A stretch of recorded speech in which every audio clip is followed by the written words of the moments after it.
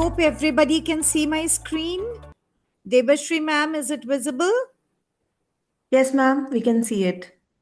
Surely. So we are here to discuss the strategies how to score well in any exam. Why only CBSE? The basic strategies are similar. A, of course, we expect our students to know their course structure very, very well. For a simple reason that if you really know your course structure and the pattern of examination, the confidence level is high. And when you enter the examination hall confidently with a good confidence level, the way you appear for your exam and the way you present your papers is very, very good. So that is the key point. Always encourage your students, tell them the structure of the paper, make sure that you also are very well versed with the blueprint so that you know what kind of objectives or multiple choice questions are asked, what chapters will be given more weightage, which chapters have nominal weightage, from where do we ask short answer questions, and which are typically the favorite long answer questions. Because if the teacher knows the pattern of the question paper very, very well, he or she can guide the students also. And believe me, this is the time of the year when the students look up to you. You are absolutely the God for them now. Even the naughty ones who have not been sincere through the year will be listening to you at this point of time. I would also advise that make sure that you give a little personal touch to your students just before the exams, after the pre boards, during the vacations when they really give their best while preparations. So that this is the time, when you guide them, okay, be careful about your grammar, don't make silly mistakes, ensure your diagram is properly labeled. Such personal tips are extremely important. Now, while we prepare for CBSE class 10th or 12th examinations, especially for class 10th, make sure that the children have gone through their NCRT books very, very well. They are thorough with the NCRT books. They have seen the small little boxes which have activities in the NCRT books. Then you have those typical columns like dive deeper, etc. They have the scientists about which the NCRT books talk about. So these things should be thoroughly done before the exams. And while you are doing your NCRT books, maybe you could take help of highlighters. You could highlight the very, very important parts of the NCRT books, such as definitions, so that the last moment revision can be done, a day before the exam. The reference books might not be so much so helpful because they are quite elaborated, but NCRT books are very crisp. The content in them is very crisp. And also remember that the question papers are largely set from the NCRT books, because these board exams are not meant only for public schools or the private schools, but also largely for the Jawahar Navodaya Vidyalayas and the government schools and the central schools, etc. So, to keep all of them, all the students on the same platform, the basic question paper is set from the NCRT books. And not only the question paper, the uh, answer key is also largely guided by the NCRT books. So it is extremely important to be thorough with the NCRT books. Do each and every question at least 2 to 3 times. You must also practice all the solved examples and numericals given. Many a times, a tough solved example is asked in the board exams. So it is extremely important to go through your NCRT books. Now, each student must have their own self study timetable. We do understand that the students spend about 6.5 to 7 hours in the school. They could be spending another hour or so while commuting to the school. But this is only about 8.5 hours. Another 8 hours of good sleep will be 16 hours. You still have good 8 hours left.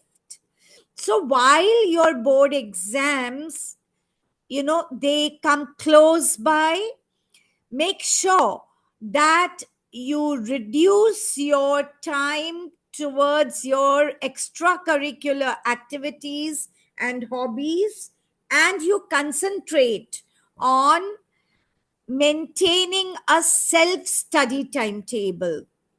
Because once the course in your school is complete, revision is complete, your pre boards are over, now is the time to understand what are the areas where students have not done so well in the pre board exams. And in the self study timetable, not only the time is important, but they should prepare it with details as to what will they be doing in that time.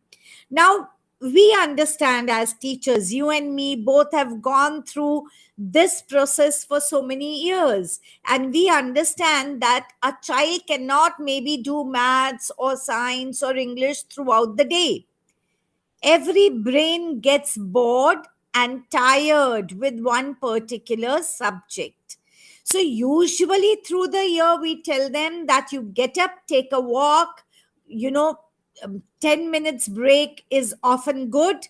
But here now, when time is of utmost importance, I would suggest that if you are sincerely tired, your students, not you, but your students, you can guide them that if they're tired doing the theory, and if they really feel they need a break, rather than doing some extracurricular, they must practice diagrams, especially with colored pencils and colored pens. So that would refresh their minds.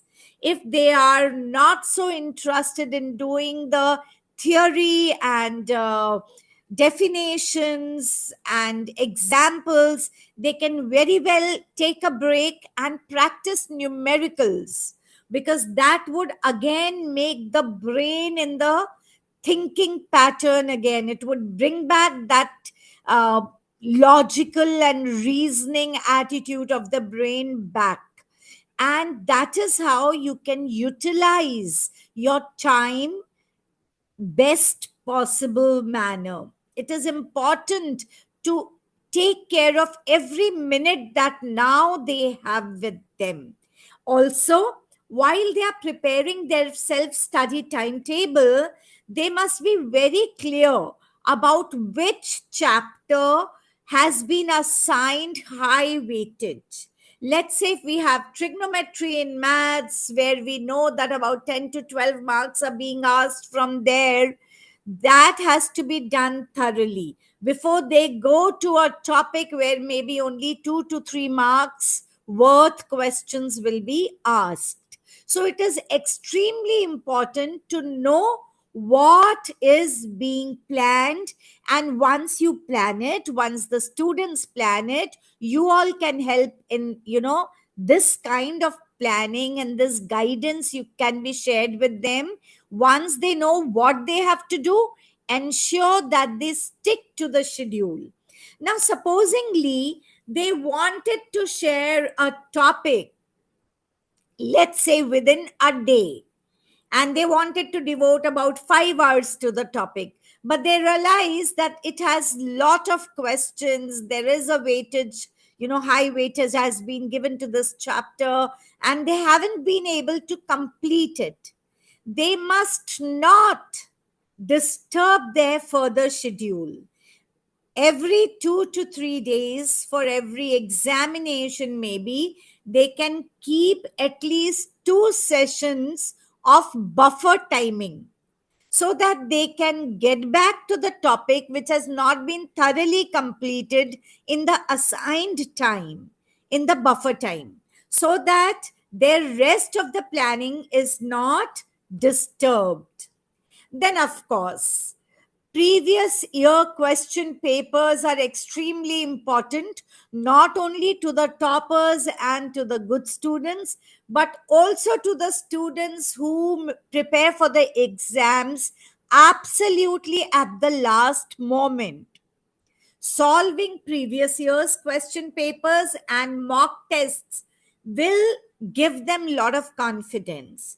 But you need to explain it to them, teachers, that while they are doing maybe last 5 years papers, make sure that the pattern that is going to be asked is adhered to. Also, usually we see that sometimes a question might be repeated. But if it is repeated in the last year and the previous year, guide them and tell them that it is almost sure that this will not be repeated this year now. Because we do not repeat more than 5% of questions, even after changing the language or the pattern of presentation. Only 5% of the total questions are repeated one way or the other. But something, every topic has some important questions. And if one is not asked, the other becomes almost certain. So you could help them by marking out some important questions for their questions papers. And you could also prepare some mock question papers and give it to them.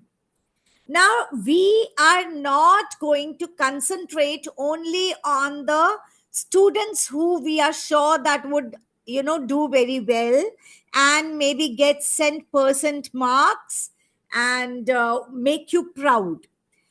We teachers are sometimes very worried about the students who have been slightly irregular. They've not attended the classes extremely regularly. And thus, we are not sure, because when they attend regularly, they do well. When they are absent, those topics they don't do well. So, for such students, make sure while you are making the mock test papers, don't make the entire paper and give it to them. Maybe, for high weighted chapters, you could make a small question paper for short answer questions and long answer questions. Whereas for the chapters which where the weightage is very, very low, maybe 1 to 2 to 3 marks, you could simply give them short answer questions and multiple choice questions. Because if the weightage is only 2 to 3 marks, obviously a long question may not be asked. Then you can make diagram based question papers and include at least 10 important diagrams which can be drawn. Also, guide them to draw the diagrams wherever they feel they know whether specifically it has been asked or not asked in the question paper. They must, especially in science, they must add diagrams wherever possible. So such mock tests will really help them to understand the pattern of examination, and also it will give them an idea as to what are the questions, what types of questions they are not being able to do properly, and they're taking more time than required in solving such questions. Now, while we through the year give them short notes and the children make notes, but for each chapter, if a mind map or a handout can be given to them at this point of time, it is an added help. It is kind of a feather in the cap, because every child, sincere or naughty or distracted, the night before the examination needs to revise many things, and for that even NCRT book is quite thick to go through the night before. So what you could do is maybe 12 chapters to 14 chapters are there.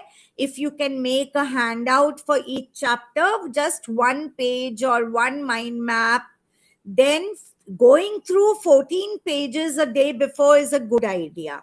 Going through the entire book or your notes is still quite detailed, and the students might not be able to do that very, very easily. Now, when we talk of mathematics, practice makes students perfect. We all know that. But when they are ready to do the paper, when they enter the classroom to solve the paper, ensure that even before the question paper is received, they can prepare themselves by, maybe, while they finish writing their roll number, names, whatever, the basic part is over, and they are allowed to open the answer copies. They can quickly note down the important formulas on the back page, which can later be cut. That will help them in case they happen to forget something and they are unable to recall. For example, the trigonometry table, they can simply make it on the last page of the answer copy, because we know something will be asked. So that time they can refer to the table and quickly solve problems. Remember that appearing for a question paper, we need speed as well as accuracy. Please guide the students that they must actually attempt every question. They should not leave a question thinking that they do not know. They must try and maintain the serial. They should start with smaller questions, which are the first, second, third questions, move on to the lengthier questions. But at the same time, if they do not know a question, they must not linger on. They must move ahead. And while they solve I'm sure you might have guided them how to solve the problems. But since in the CBSE answer keys, the marks are given point wise, specifically in maths, in most of the problems, ask them to develop a habit of writing given, what to solve or what to prove, then the formula used, and then the solution. So once such headings are given, even let's say the child notes down what facts are given. In a triangle, let's say it's given AB is 5 centimeters, angle A is so much. The child writes given AB is equal to 5 centimeters, angle A is equal to 60 degrees. Whatever facts they write, they might get half a mark there for the given facts. Then they can write to prove, to find out. So they'll get another half a mark there. Formula used. Let's say it is a Pythagoras theorem. They write the formula. They will get another half a mark there. अभी तो solution शुरू भी नहीं किया है and still marks मिलने हमें शुरू हो गए. Similarly, wherever a diagram is required, specifically in geometry questions, it, or even, when it is, distance questions, a car travels at such a speed and car B travels, if they, that can be represented through a small sketch, this will help the examiner to understand that the child knows what is being asked and what answer is being expected. That helps the examiner to understand the capacity of the student. And then, when you see, if a child gives you a very neat and clean notebook, you are in a happy mood and you give better marks. Similarly, if the examiner also gets everything on the platter, what he or she is wanting to see, then they also are happy and they give you better marks. Also, since the answer key is point wise designed, if they get 2 3 points before they have to read the entire answer, since they have got those points, those many marks will be allotted to the students and it becomes a better score. So remember to guide them how to solve the paper. And of course, a separate notebook for maths or a separate file also can be maintained, so that the students at the last minute can revise those formulae, theorems, shortcuts, the typical um, short forms that are very, very important in maths. Now, again, here we need to prioritize our chapters. The chapters which will get more weighted should be practiced more. And there are some chapters where only 2 to 4 marks are allotted. Those chapters can be done thoroughly, but it's only, the last moment you might not like to go through those chapters. So make sure you guide the students as to how they should plan their revision, so that the students are not confused a day before the exam. See, they've given maybe the English paper, then they have maths, and now after coming home, they would like to catch on their sleep also. And then when they get up, they're confused as to what to start with. If you guide them, they will know, okay, this was what sir or ma'am told me to do first. So I will do that. And as I said, if they have the handouts, if they have the mind maps, the flow charts, they can simply do that and then practice the exemplary questions. Then it will be very easy to score better marks in the board exams, because end of the day we all should remember the student's performance is actually your result. You will be judged as to what your students have performed. Now, while we are making them revise at the last moment, we can group the students, because if sometimes we have the students who understand topics very quickly, they are good in the subject. Sometimes such students are also disturbing elements, because while we are going through our practice sessions, they will solve the problems very quickly, while the ones who are not so thorough, not so good at the subject, might need more time and more support. So, if you group the students, maybe above average can be made to sit separately at a different time, and specifically students who really need hand holding, the ones who have been getting 20s and 30s and 40s, and we need to pull them to 60, they can be given more time, and the average students can be made to sit separately. So every class, or maybe 2 to 3 sections of every school, we can divide the entire 80 or 120 children into 3 groups. the toppers or the above average, where the children already have been doing above 80, and we just need to guide them as to how to travel from 80 to 100.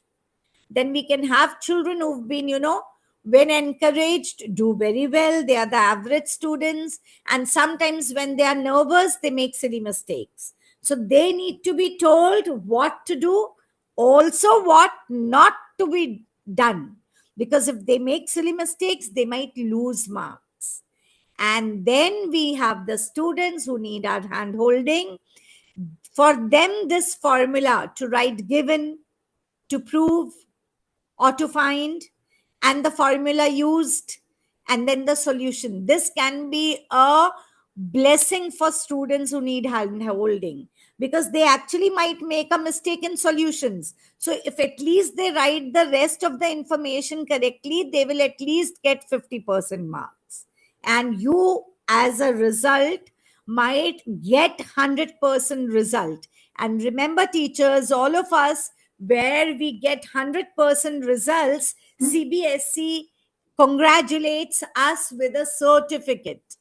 So we all must try and aim for that also.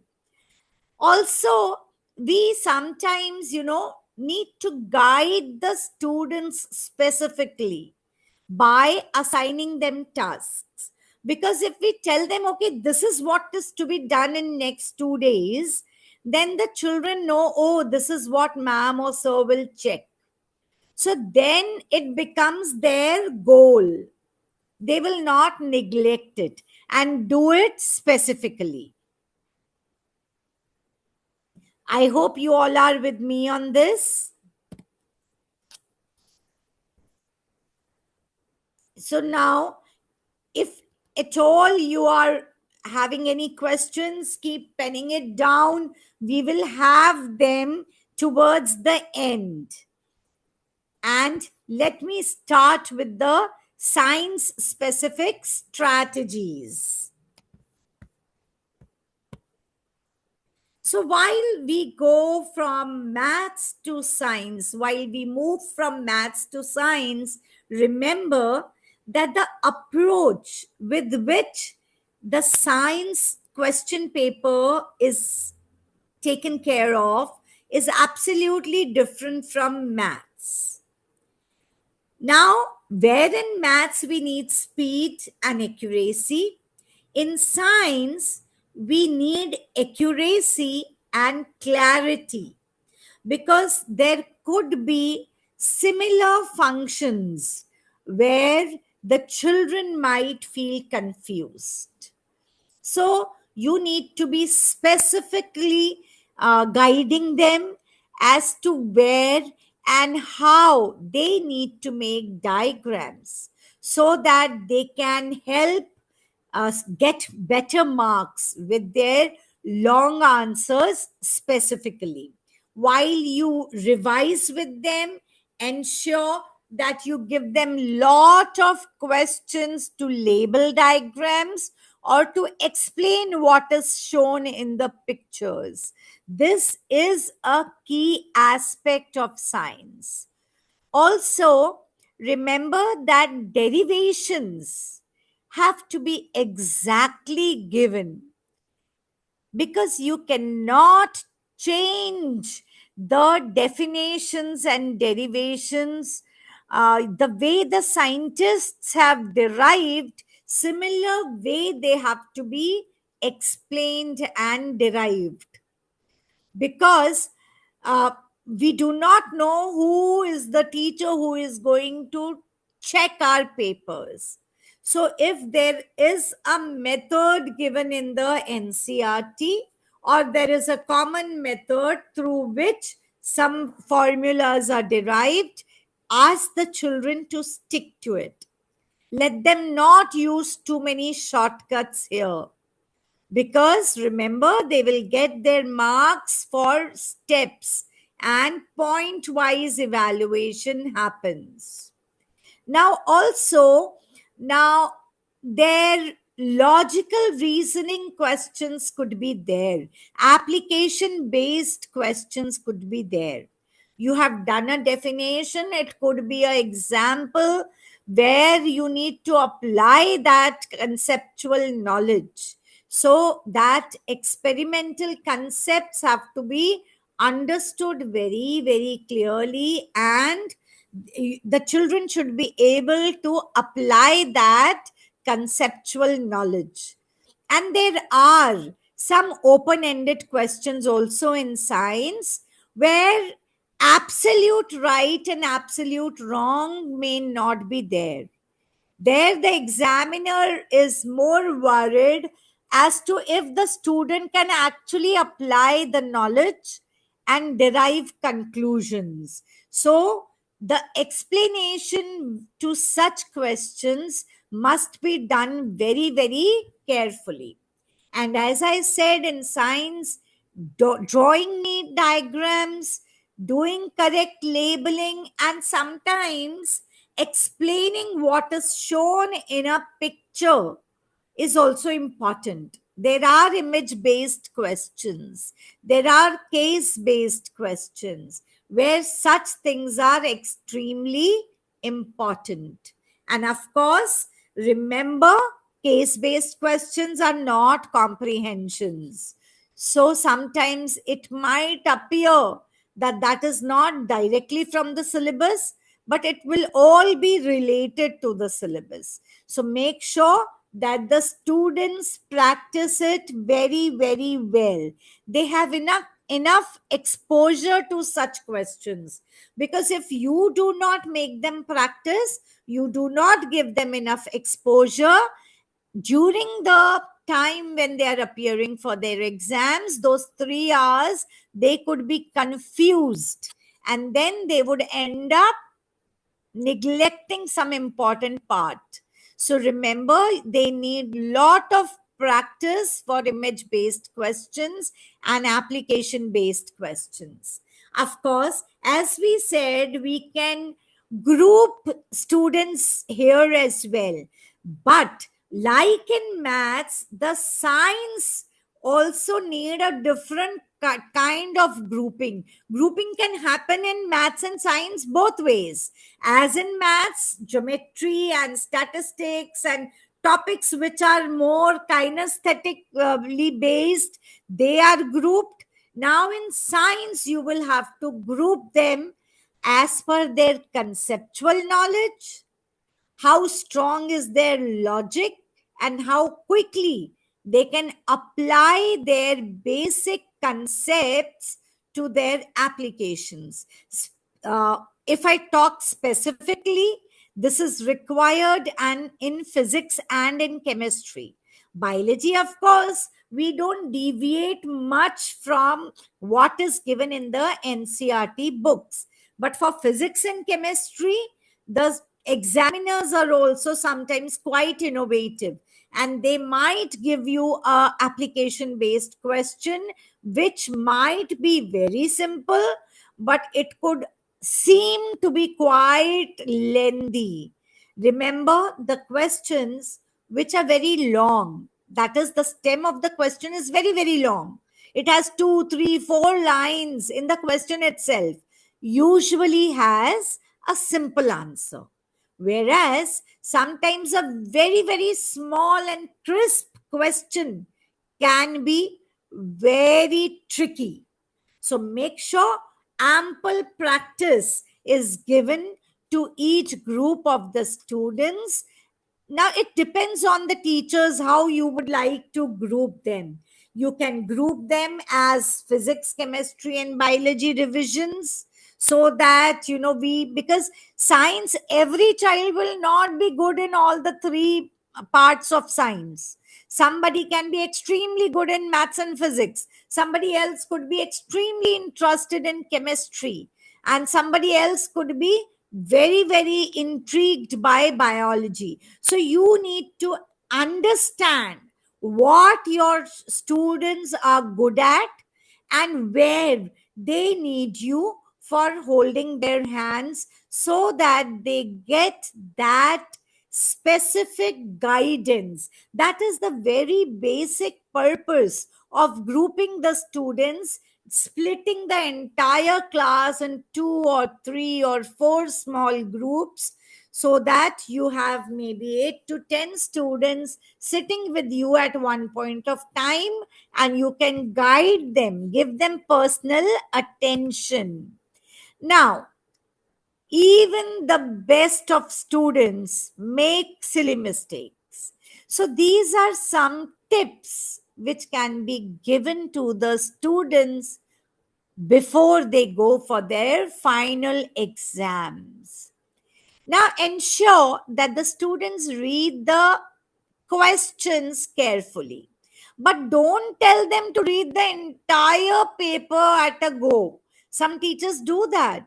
But that way, they would be wasting 10 to 12 minutes in simply reading the paper 2, 3 times. Let them read one question, attempt that, move on to the second one. Now, while you are going in a row, because the first questions are smaller questions, so make sure, let's say we are allotting about half a minute to our MCQs. And if you have 8 to 10 MCQs, they should finish it off in the first 5, 10 minutes. Then they must move to the second question. That is how you must guide them. That for this question, so much time is required. Make sure they wear their watches when they go for their paper, the examination day. Now, let's say they have done 3 MCQs, the fourth one is a tricky one. They seem they have not, they don't know the answer. Ask them to leave some space for the answer after the third MCQ and before the fifth MCQ. Let them leave space, because MCQ will not need many lines. They can leave 3, 4 lines and move ahead, and they can come back to this question, because MCQ, the examiner also would like to see all parts, all the sub parts of a question at one go. Then it becomes easier for him or her to allot marks. So that is how you must appear. Leave space there if possible. Now, if it is a short answer, or if it is a long answer question which you do not know, or which sometimes you've forgotten to attempt, you must, of course, ensure that it is attempted at the end. But then you must write the question number very specifically. The margins have to be drawn and maintained, and the question numbers have to be written very specifically. Sometimes, if you write a wrong question number, the examiner might simply cut it off. They will not take care to read it, because you, as the school teachers, you know the students. And then while checking the exam papers, you are a little biased because you know them personally. But there, the examiners will not be very kind. They might simply strike off the answer.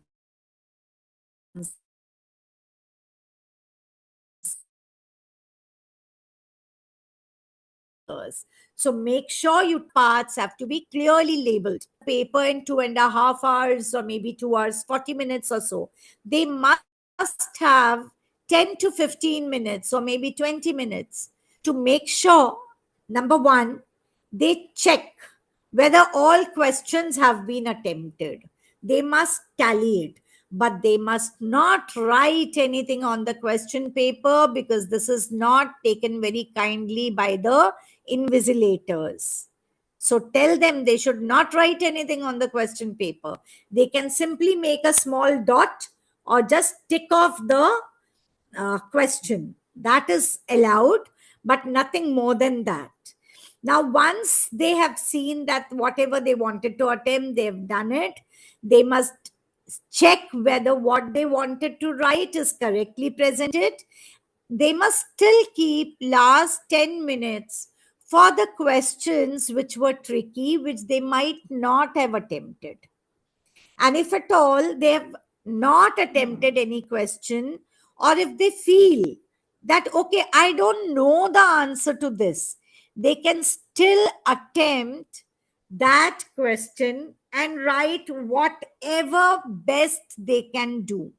Because if they attempt a question, chances are that they will not be given 0 marks for that question. If they don't attempt, they will surely get a 0. But if even if they write half correct answer, they might at least end up getting half or 1 mark. So that is going to add on to their marks tally. So that is why remind them again and again and again that they must certainly attempt all questions. They must not leave a question happen what may. It is almost mandatory that they attempt all questions. Now, what can we do? We can surely help in making sure that our children understand the concepts. Because if they understand, at least they'll be able to write something in their own language. If they simply memorize and they forget, it will all be washed out. So make sure that we explain by doing small learning while doing activities. Small activities kind of enhance retention because their visual memory comes to their help when they feel lost. Take regular assessments, make short tests. Don't always, try and take a 3-hour exam, because 3-hour exams, the children do not like to appear. B, they feel lost when they give lot of big exams. When you take short tests, and even if in 2 tests or 3 tests out of 5 they get good marks, they are motivated, and it is easier for you to understand that what are the topics where the children have not done well. So you could pick up those common topics where the 80% of the children are making common errors, and you could revise those topics in a small session, maybe a 20-minute session with some formulas and diagrams. Of course, you should be available for your students for doubt clearing sessions. Most of the coaching centers also at this point of time have specific times for the doubt clearing sessions, because doubts will be different. Some child could be confused as to how the question was given, the language of the question, whereas somebody else might be confused as to how to apply certain concepts in a application based questions. Some child could be confused about the in the nitty gritty of a diagram, what to label, how to leave, how to give a caption to a diagram, what is the correct way of labeling, what should be labeled, what can be left. So such small little things can be, you know revised in doubt clearing sessions. Guide them also if they do not have doubts, and if you know that these are the 4 5 students who've been making some common mistakes while giving their exams. Call them and try and explain what they should do and what they should not do. Now, the last minute examples must be similar to the questions that are asked in the examination, so that their confusion is also resolved. Now is the time when you have to motivate, give lot of appreciable remarks, appreciate them, pat their back very often. Even if they are doing little well, boost their confidence. Show that you trust them and you are sure that they will be doing very, very well in the examination. Guide the parents as well. Sometimes this is the time when parents come to you and they feel that this is what the child is doing at home. What can they do? Guide them as to how they can simply be with their children.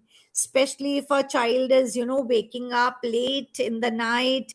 The mothers can sit with them, read their own storybook or a magazine, but that sense that somebody is with them is really motivating. It's extremely important to, be with the children so that they don't feel lost at this moment of time. I hope I'm clear. Now, this is what I meant by providing supportive environment. Supportive environment at home is very important, but at school is also important. You must ensure that you make them feel that you, as their teacher, you know them. So that, when you give a personal advice, let's say a child has slightly not so good handwriting, and you tell them that, see, I know you scribble very quickly. Make sure that when you're writing, you don't write the words too close to each other. If need be, leave a line and write. It doesn't matter if you have to take more answer books at this point of time. But what you write has to be very clear to the examination. So this helps them. They understand how they should present their answers. So, though parents should be guided by you, at the same time, you should also be a support system for them. Be approachable. Don't tell them that don't call me at this hour. Of course, they should not never call you late night or too early in the morning, but make sure that whenever they need you, your availability is explained to them. They understand when and where you are available and how to contact you, so that if they're confused, even at the last moment, they can be in touch with you. I don't know if your schools would allow, but I, as a principal, motivated my own subject teachers to go to the center in the morning, maybe half an hour before the students entered their examination center.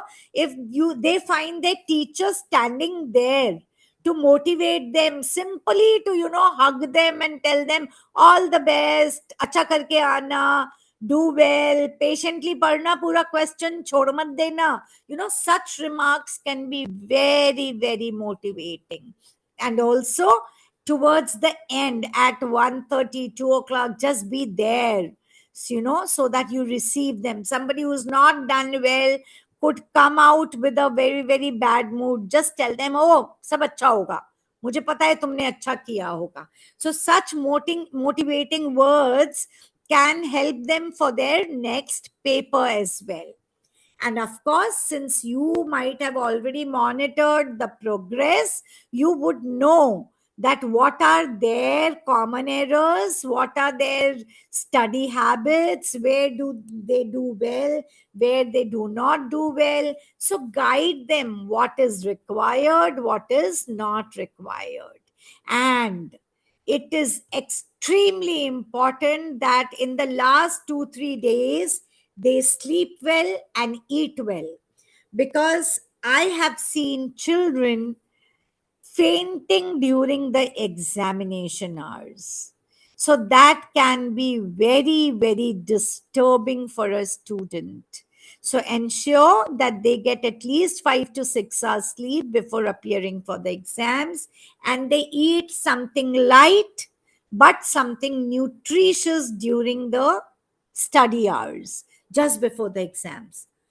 Now, as teachers, you would also know your students in case they have some health issues. Now, we know, all of us know, that young children also have diabetes or hypertension or BP. Ensure that diabetic students carry certain chocolates which can be given to the invigilators or shown to the invigilators and kept on their table, because sometimes during tension also the sugar drops and they might need it for their life. So such things, such facts, if you know as a teacher, ensure that you guide them. And you can also help by telling the center through your principal. The center supervisor can understand the health issues and make sure that the medical help is available to such students. This is what we mean by when we say that build emotional support, because when you know a child inside out, you know the concerns. And sometimes if the teachers are good listeners, it reduces the anxiety, it reassures the children that happen what may, you all are with them. The parents and teachers together will support them in their journey to success. This was all from my side, and the house is now open to questions. You can type in the questions, and I will try and answer as many questions as I can. Absolutely. Thank you so much, Dr. Vandana Bhargava. Ma'am, you have made the session not just strategic, but also so gentle and caring. And I'm sure these small things matter so much for these two core subjects where everybody runs through anxiety.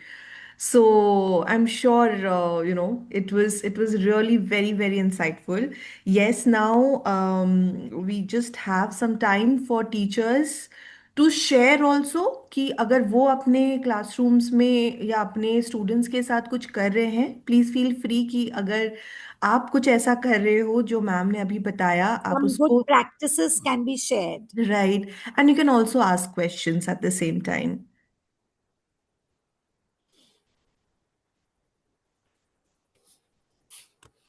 If teachers you think it's difficult for you to write everything, you can simply raise your hand and I will give you rights to speak.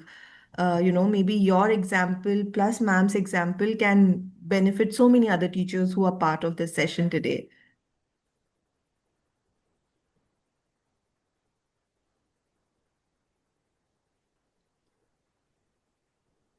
So I have a question. Think about it. When you actually meet the student a day before the exam or just before the exam in the morning, what could be your advice? You have 30, 40, maybe 80 or 100 students who are appearing, 2 to 3 sections. Make sure that kind of prepare some specific motivating one liners for each of them, right? Tell them, oh, Vandana, I know you're so excited for your science. Debashri, are you carrying your colored sketch pens and pencils? Do you need an extra pen? Tumhara pen to aksar kharab hota hai. Such personal words are really motivating. That simply ensures that the children understand that you are caring teacher, and that is very motivating. Absolutely. Yeah. You could also actually carry, I don't know, but you could carry some good luck batches with you on the first day of the exam, if at all you happen to be there, or the last session before your exam.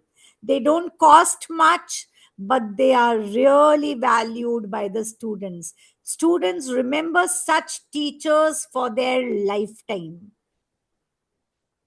Right, right.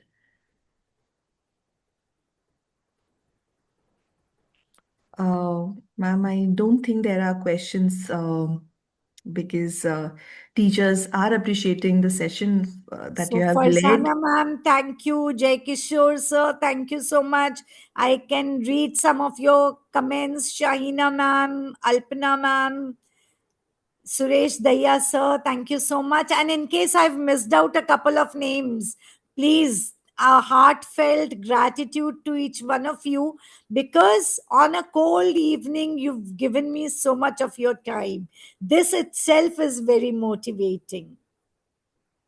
Absolutely, yeah. Right. So, Surely, ma'am. On that note, we'll just conclude today's session. Thank you so much.